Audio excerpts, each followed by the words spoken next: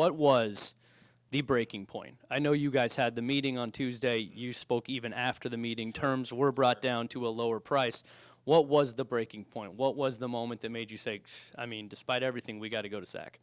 I mean, we were just too far apart. Like, it was not a competitive offer. And unfortunately, that we couldn't get close enough to really put it in the consideration set. And we had a really viable and robust offer here from the Kings. And, you know, at a point we had to make a decision, and we had to move forward, and that's what happened. So competitive offer-wise, are we talking money? Are we talking the expansion guarantees? Are we talking the team name and colors? Like, what is not doable? Well, as there were aspects to their proposal that we just had no control over.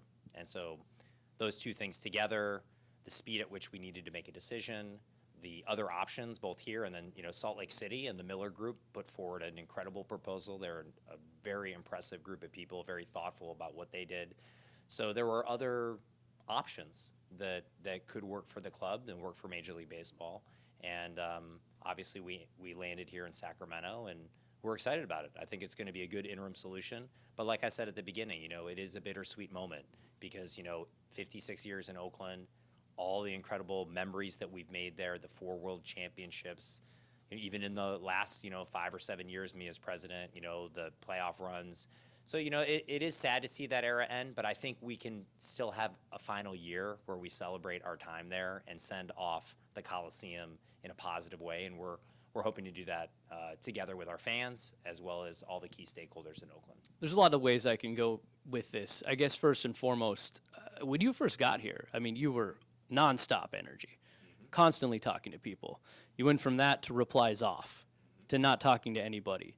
So, I mean, what do you say to the A's fans that can't reply to your posts, that you've tried so hard to fight for in the past, and now it seems like you haven't? So what do you have to say to these people that care so much? I'm hopeful that we can have and share some new memories of the Coliseum this year in our final season. How do you do that? How do you make them feel good about that?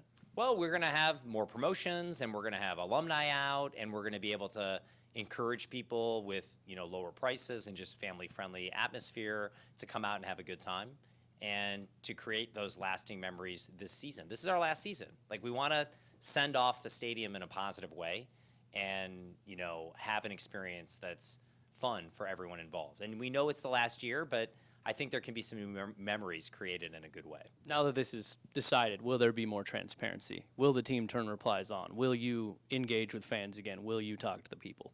I think we're focused on putting forward a fun fan experience in our last year, and we look forward to doing that with all our fans. I think it's going to be very positive, and, you know, that is something we want to do, and it's going to take time. You know, it's a long season, and this is only one day, and like I said, a bittersweet day. But at least there's some finality and direction so people know. I think that is important, Casey, in terms of getting to the next place. Yeah, but that didn't necessarily answer that question. I'll give you one more here because I know we have to go. But what's happening to the A's employees? I know that I've heard that there's going to have to be severance packages. There's going to have to be reductions in staff.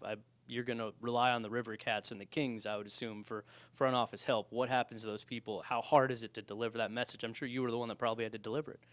Yeah, I mean, obviously there is going to be a reduction in force as part of this. You know, the extent of that is not determined yet. We are partnered with the River Cats and the Kings on some of the aspects of putting the games on here.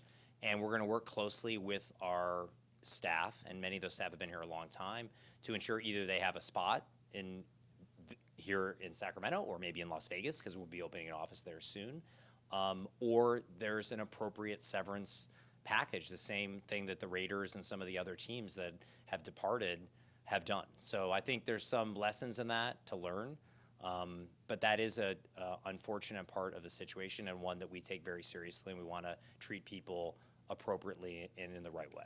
Last question. On a human level, you worked so hard to get something done in Oakland. I saw the work that was put into it. You really did. You were it. there. I was there. We were there together. We've gotten to know each other. But yeah. does in some way, does it feel like that was a failure? Does it feel like that you didn't get your main goal achieved? Well, I think the reality is that we put forward an incredible proposal, a visionary waterfront plan at Howard Terminal, and unfortunately, it did not work out. And there were a variety of reasons why that happened. And I think it is sad that all three teams have left and that professional sports in this context will not exist in the community. But we gave it all, as you know, and you saw it firsthand. And so it wasn't for lack of effort. We really were the team that tried the hardest to stay. It didn't play out. You know, the timing at some point, like no different with the interim play plan, decisions needed to be made, timelines needed to be kept, and that's why we're in the situation we're in, and that's why we're headed to Las Vegas in 28.